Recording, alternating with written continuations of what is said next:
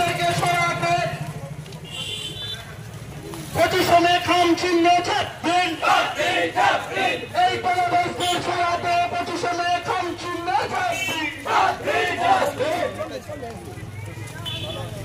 এই দুর্নীতিগ্রস্তদের বাংলা থেকে সরাতে পজিশনে ছড়ান্নার প্রধানমন্ত্রী খাম চিহ্ন এই ভাইজানের পার্টি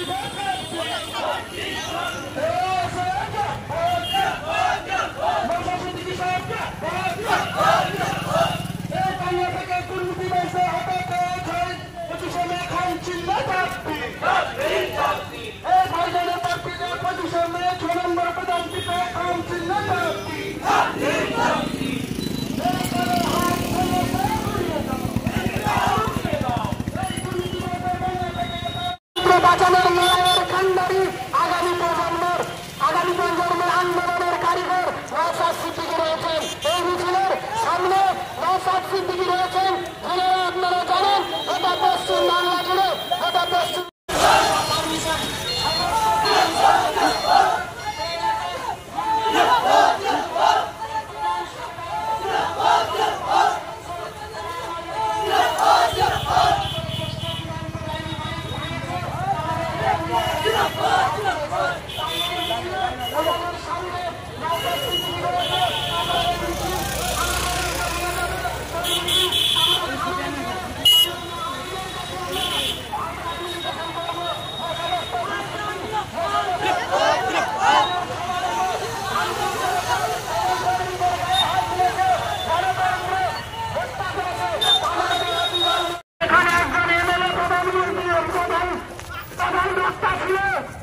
সেখানে কেন সর্বস্তরে সবাই মিটিং করছে?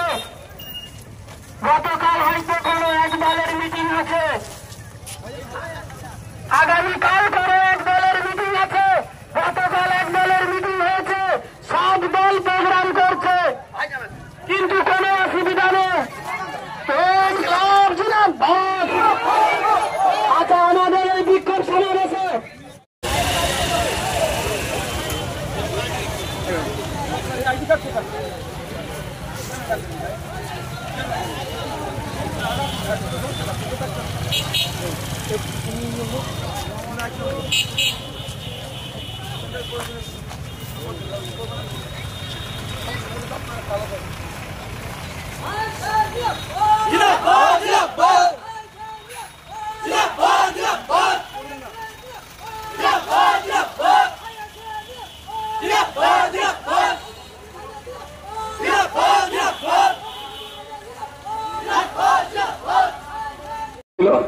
আমাদের প্রার্থী ইন্ডিয়ান সেকুলার ফ্রন্টের প্রার্থী খামচিহ্ন নিয়ে লড়াই করছেন যে আগামী 25 তারিখে তার পক্ষে ভোট যাতে দেয়, সেই বক্তব্য নিয়ে আমরা ভোট নিয়ে সমাজের জন্য কি করব, দেশের জন্য কি করতে চাই, এই নন্দীগ্রামের মানুষের জন্য কি করতে চাই, তমলুকের মানুষের জন্য কি করতে চাই সেটা জানাতে এসেছিলাম।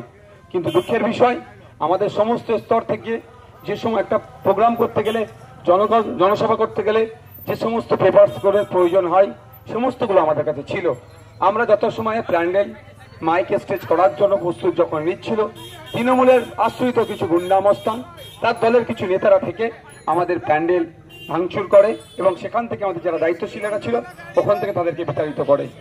আমরা মারের বদলা মারের রাজনীতিতে পছন্দ করি না আর করব না, কারণ চোখের বদলে চোখ যদি তুলে নেওয়া হয় পৃথিবীতে একদিন তো সবাই অন্ধ হয়ে যাবে, সেটা আমরা চাই না।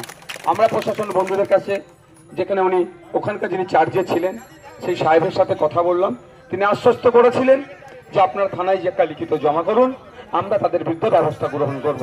তার আশ্বস্ত মতো আমরা ওখান থেকে পদযাত্রা থানায় এসে পৌঁছেছি। থানার আমাদের মাহিউদ্দিন দা, আমাদের অফিস সেক্রেটারি, আপনাদের এলাকার অবজারভার, আমাদের সবে মিরাজ সাহেবদের একটা নেতৃত্বে 3-4 জনের টিম বড়বাবুর সাথে গিয়ে কথা বলেছেন, বড়বাবু রিসিভ করেছেন, সমস্ত বিষয়টা দেখেছেন। ইভেন বড়বাবু ওই রাস্তা দিয়ে সম্ভবত যাচ্ছিলেন বা তার অফিসাররা যাচ্ছিলেন, মন ছিল সেটাও তিনি নজরে ছিল।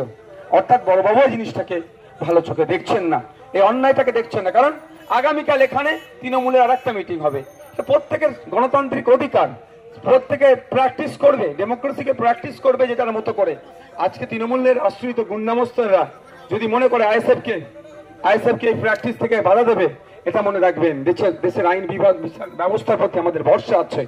যে বেটা ভাবছে ক্ষমতা আছে, দাদা দিদির হাত কাঁধে আছে, শুধু তাদের একটু বলে যেতে চাই এখান থেকে যে আপনার জ্যোতিপ্রিয় মল্লিকের হাতেও কিন্তু দাদা দিদির হাত ছিল, কাঁধে ছিল। শাহজাহান শেখেরও কাঁধে কিন্তু দাদা দিদির হাত ছিল। উত্তম শিবুদের কাঁধেও কিন্তু হাত ছিল।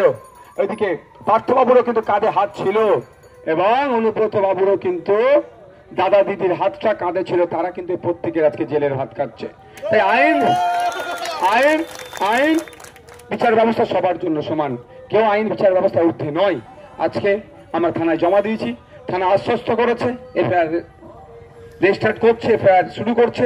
আমি আশা করব যে কালকে আমার ওই মেদিনীপুর জেলার এই বিপ্লবের মাটিতে কালকে আমারও প্রোগ্রাম আছে। আমি কালকে আবার আসবো এই বিপ্লবের মাটিতে। যদি কালকের মধ্যে কোনো অ্যাকশন না নেয়, পরবর্তী কি করতে হয় না করতে হয় গণতান্ত্রিক প্রক্রিয়ায় আমি আমার ভালোবাসার মানুষ আইএসএফ এর কর্মী সমর্থকদের উদ্দেশ্যে তখন জানাবো। আজকের আমাদের এখানে কোনো ভাষণ দেওয়ার মিটিং নয়।